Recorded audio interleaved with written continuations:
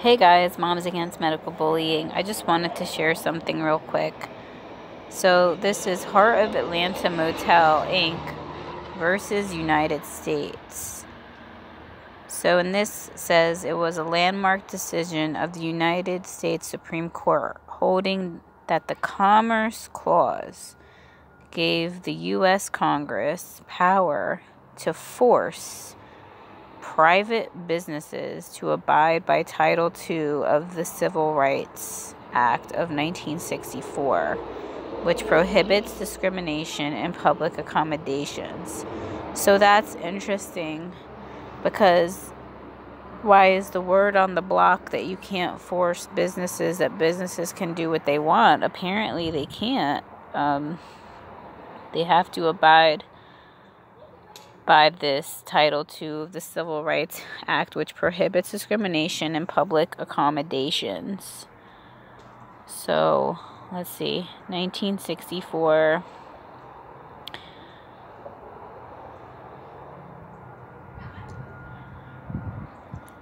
Let's see.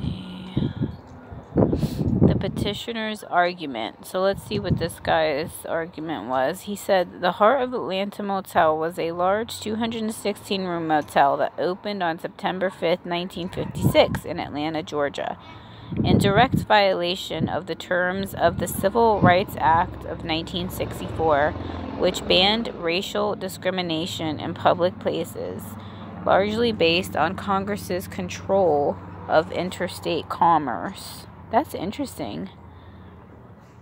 That's I don't know if I'm interpreting this wrong or not, but basically doesn't seem like they banned it because it was wrong or something. It says it was which banned racial discrimination in public places largely, so it's largely based on Congress's control of interstate commerce. The motel refused to rent rooms to African American patrons. The owner, Morton Rolston, filed suit in federal court arguing that the requirements of the act exceeded the authority the Commerce Clause granted to Congress over interstate commerce. Rolston specifically argued against Title II of the Civil Rights Act of 1964, which prohibits discrimination on the basis of race, religion, or national origin in places of public accommodation. And I just want to pause and say that just because medical isn't in there doesn't mean that we can't win, because, we have a new problem now, because they've developed a new type of segregation. So it says hotels and motels are included as types of public accommodation in the act, and so are restaurants that serve food substantially to those who participate in interstate travel. In further arguing against the validity of the Act's basis on the Commerce Clause, he stated that people themselves are not commerce. Rather, people engage in commerce. Therefore, a hotel or motel does not necessarily engage in interstate commerce because the profit comes from persons rather than goods. Rolston also asserted that racial discrimination by an individual is not prohibited by the 14th Amendment or the Constitution, claiming that discrimination is a private wrong that individuals are allowed to commit. So, this guy's take, is the take that a lot of people are saying these days. Like, I'm a private business and I can serve who I want to serve, and I can get rid of who I want to get rid of. In addition, Rolston maintained that it violated his Fifth Amendment rights to choose customers and to operate his business as he wished, and resulted in unjust deprivation of his property without due process of law and just compensation. Finally, he contended that Congress had placed him in a position of involuntary servitude by forcing him to rent available rooms to African Americans, thereby violating his 13th Amendment rights. Rolston noted that in 1944, the Fifth Circuit of Appeals for the United States held that even if acts committed in involuntary servitude are compensated, it still violates the 13th Amendment. Rolston maintained throughout his argument that the Constitution should be interpreted as it was at the time of its creation, and as the framers originally intended. He concluded his opening argument by stating the Supreme Court did not need to exist if the Commerce Clause allowed for Congress to enact any regulations it pleases. So, the respondent's argument. In response, Archibald Cox, the Solicitor General for the United States, countered that the restrictions requiring adequate accommodation for African Americans were unquestionably related to interstate travel, and that Congress, under the Constitution's Commerce Clause, certainly had the power to address such a matter in law. Cox stated that racial discrimination in inns and restaurants constitutes a source of burden or obstruction to interstate commerce. He brought up multiple examples in which protests over racial discrimination, some in regards to public accommodations and some with broader scopes, intensely affected the economy of certain areas. One of the prime examples was Birmingham, Alabama, in the spring of 1963, during which department and downtown stores sales dropped dramatically in the area, and the amount of business failure rivaled the rates of the Great Depression. Cox also mentioned that the areas that do not practice equal opportunity are often overlooked by companies that seek commercial and industrial expansion due to the possibility of demonstrations. He used Little Rock, Arkansas to exemplify this point, as business's expansion fell by over $50 million in the 2 years it experienced high racial tensions. So, am I reading this right? Basically, their argument is money. When people engage in segregation and discrimination, it causes it interrupts the commerce. Cox also highlighted how discrimination by hotels and motels hinders interstate travel by limiting the availability of accommodations for travelers.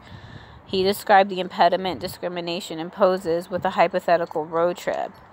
On a motor trip between Washington, D.C. and Miami, Florida, the average distance that was found between accommodations of reasonable quality open to Negroes was 141 miles. And when we think of the frequency by such we go by other hotels and motels open to everyone, the significance of a 3 or 4 hour drive between the hope of accommodation is very significant indeed. He further argued that the Fifth Amendment does not forbid reasonable regulation of interstate commerce, and that such incidental damage did not constitute the taking of property without just compensation or due process of law. He emphasized that the courts have consistently sustained cases that strengthen anti-discrimination measures.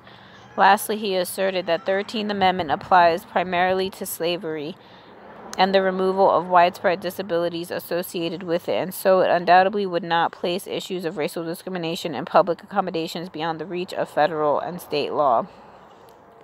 But surely it would turn the world quite upside down for anyone to seriously suggest that the 13th Amendment was intended to prohibit either Congress or the state governments from guaranteeing Negroes equality of treatment in places of public accommodation.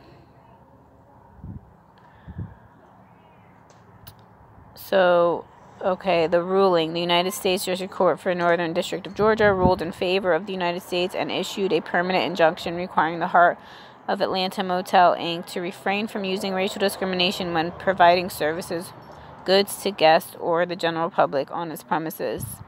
The case was combined with the case of the future governor of Georgia, Lester Maddox, regarding his Pickwick restaurant and his refusal to serve African Americans. Interesting.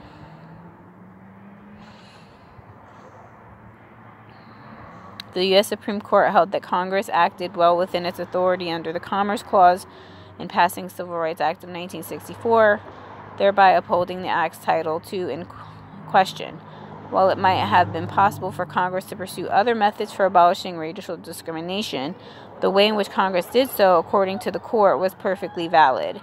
It found no merit in the arguments pursuant to the 13th Amendment, finding it difficult to conceive that such an amendment might be applicable in restraining civil rights legislation. Having observed that 75% of the Heart of Atlanta Motel's clientele came from out of state and that it was strategically located near Interstate 75 and 85, as well as 2 major Georgia highways, the court found that the business clearly affected interstate commerce. Accordingly, it upheld the permanent injunction issued by the district court and required the Heart of Atlanta Motel to receive business from clientele of all ethnicities. So this is interesting. Oh, edited 2 days ago. I know Wikipedia is probably not a really good source, but for what it's worth, that's interesting. The whole thing about the Commerce Clause.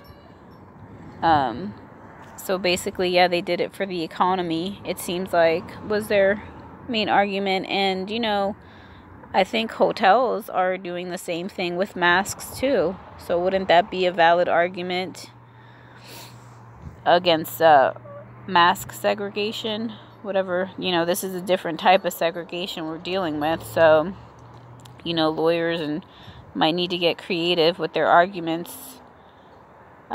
Since this is new ground that we're treading on, this whole medical religion, crazy mass discrimination.